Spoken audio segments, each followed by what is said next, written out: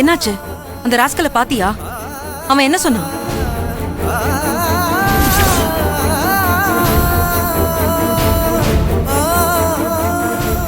என்ன சக்தி, என்னாச்சு? ஏன் எதுவுமே பேச மாட்டேங்கிற? அங்க என்ன நடந்துச்சு? நான் உன்கிட்ட தான் கேட்டுட்டு இருக்கேன், என்ன ஆச்சுன்னு சொல்லு. மனுஷனாடி அவன். நீ சொல்லும் போது கூட அவன் இவ்ளோ மோசமானவனா இருப்பான்னு நான் சுத்தமா நினைக்கவே இல்லடி. ஆனா அவனை நேர்ல பார்த்ததுக்கு அப்புறம் அவனோட சுயரூபமும் உன்னை அவன் எவ்வளவு டார்ச்சர் பண்ணிருப்பாங்கிறத நான் புரிஞ்சுக்கிட்டேன். நீ சொன்னது நிஜம்தான் கயல். அவன் சாதாரணமான ஆளே இல்ல, பெரிய அக்யூஸ்டா இருக்கான். உலகத்துல இருக்கிற எல்லா கெட்ட வார்த்தையும் சொல்லி அவனை திட்டினா கூட தப்பு இல்லடி. ஐயோ, நீ பேசுறதெல்லாம் கேட்கும் போது எனக்கு பயமா இருக்கு. உள்ள என்னதான் நடந்துச்சு? அவன் என்ன பண்ணான் சொல்லு. அவன்கிட்ட நர்ஸ் வேலை கேட்கிற மாதிரி பேசி அவன் யாரு எப்படிப்பட்டவன்னு என் பர்ஸ்ல செட் பண்ணி வச்சிருக்கிற பென் கேமரா மூலமா ரெக்கார்ட் பண்ணி ஆதாரத்தோட நிரூபிக்கலான்னு பார்த்தேன். பென் கேமராவா?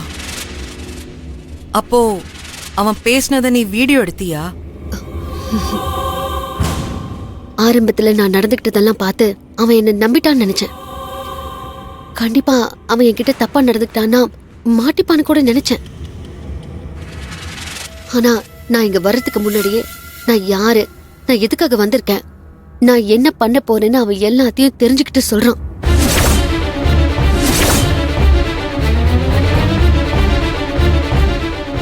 நான் அவன் பேசுறதெல்லாம் கேமரால வீடியோ ரெக்கார்ட் பண்றேன்னு அவன் கண்டுபிடிச்சிட்டான். அந்த பென் கேமராவை அவன் பார்த்துட்டான். அவன் கண்டிப்பா ஃப்ளர்ட் பண்ணுவான், தப்பா பேசுவான். அந்த ஒரு வீடியோவை வச்சு சோஷியல் மீடியால போட்டு அவனை மொத்தமா லாக் பண்ணலான்னு பார்த்தேன்டி. ஆனா அவன் நம்ம 2 பேரும் ஸ்கூட்டர்ல ஒண்ணா வந்தப்ப அத சிசிடிவி கேமரால பார்த்துட்டான். அவன்கிட்ட மாட்டிக்கிட்டதும் எனக்கு என்ன பண்றதுன்னு தெரியாம நான் ஒரு மாதிரி ஆயிட்டேன். சரி விடு, இதுக்காக தான் அங்க போக வேண்டாம்னு சொன்னேன். நான் தான் சொன்னேன்ல, அவன் ஒரு பொறுக்கி, ஃப்ராடு, கிரிமினல்னு. நல்ல வேளை நீ யாருன்னு தெரிஞ்சு அவன் கிட்ட இருந்து சேஃபா வந்துட்டல, எனக்கு அதுவே போதும். சரி வா.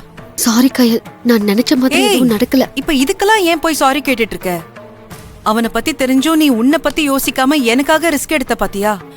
அதுக்கே இருந்தாலும் நான் ரொம்ப ட்ரை பண்ணேன்டி. இந்த பிரச்சனையில இருந்து உன்னை வெளியில கொண்டு வர்றதுக்கு நான் ரொம்ப போராடினேன்.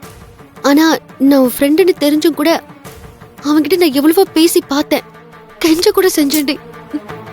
எவ்வளவோலாம் தப்பா பேசினான், அதெல்லாம் கூட நான் பொறுத்துக்கிட்டேன். இரு, தப்பா பேசினானா? என்ன பேசினா? இப்ப அதெல்லாம் கூட முக்கியம் இல்ல. நான் என்ன இல்ல, கேக்குறதுக்கு மட்டும் பதில் சொல்லு. அவன் உன்கிட்ட என்ன தப்பா பேசினா? என்ன நடந்தது உள்ள? கேக்குறேன்ல, சொல்லு சக்தி. உன் மேல இருந்த அதே வக்ர புத்தியை தாண்டி என் மேலையும் காட்டினா.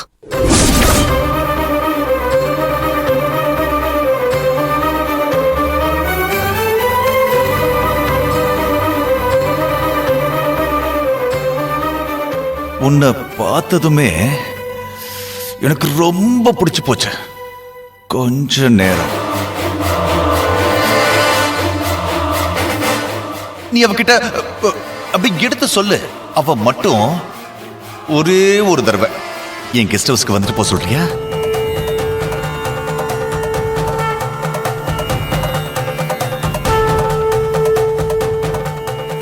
வேணும்னா கெஸ்ட் ஹவுஸ்க்கு நீயும் வாயேன். உன்னை கெஸ்ட் ஹவுஸ்க்கு வந்தா மன்னிச்சு விடுறேன்னு சொல்றான். அதோட கூடவே என்னையும் வர சொன்னான். அப்படியா சொன்னா அந்த பொறுக்கி? நான் உன்னை காப்பாத்தலான்னு போனேன்டி. ஆனா அவன்கிட்ட இருந்து என்ன காப்பாத்திட்டு வர மாதிரி ஆயிடுச்சு. இவெல்லாம் என்ன மனுஷன்னு எனக்கு தெரியல. தைரியமா அவனை எதிர்த்து நிக்கணும்னு போன எனக்கே இப்படி ஒரு நிலைமைன்னா இன்னும் அவனால பாதிக்கப்பட்டு அதை வெளியில சொல்ல முடியாம எத்தனை பொண்ணுங்க இருப்பாங்க. இவன் வேலை பார்க்கிற இடத்துல இருக்கிற பொண்ணுங்க, வெளியில இருக்கிற பொண்ணுங்கன்னு இன்னும் இவனால எத்தனை பொண்ணுங்க பாதிக்கப்பட்டிருப்பாங்க. இன்னும் எவ்வளவு பொண்ணுங்களோட வாழ்க்கையை இவன் அழிச்சிருப்பான். இதெல்லாம் நினைக்கும் போது எனக்கு ரொம்ப கவலையா இருக்குடி.